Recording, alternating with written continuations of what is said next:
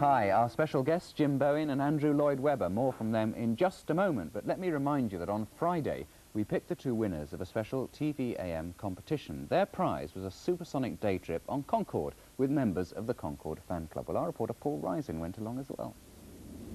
As aeroplanes go, this one has always had a touch of magic.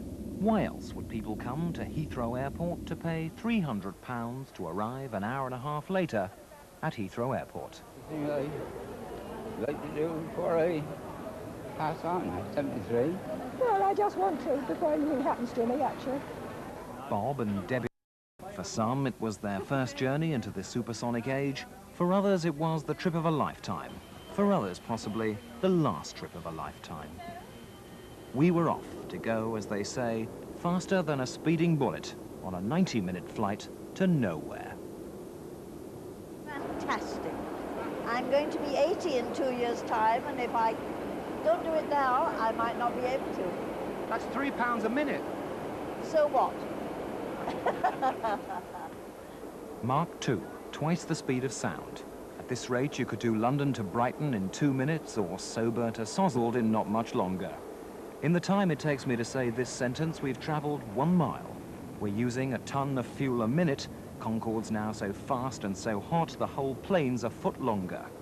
In a moment, the passengers get their chance to visit the flight deck. For many, this is the glimpse they're paying a supersonic price to see, a price the organiser reckons is a snip. When you consider what you pay for a taxi, you work it out on a taxi mile-for-mile basis, and Concorde works out cheaper. Meanwhile, one of our prize winners was feeling distinctly queasy. A little bit of turbulence is just making me feel a little bit sick at the moment, but it's still fascinating, you know. But I just wish I was back on the ground at the moment. Others were happy to stay in the air. The oldest passenger, 87, was full of it. What was the best bit? I don't know. I may not have had it yet. I don't know.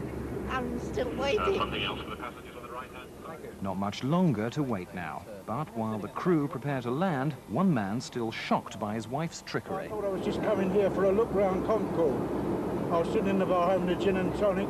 She said she was going to the toilet. When she came back, she put the flight tickets on my lap. She said, "Happy birthday." And then we were down. Our exotic destination, Heathrow Airport, London. We'd gone as fast as any civilian ever can on this earth, and didn't we know it? My very first flight, no words to describe it, magnificent.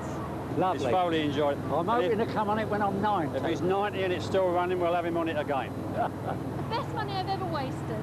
I won't be doing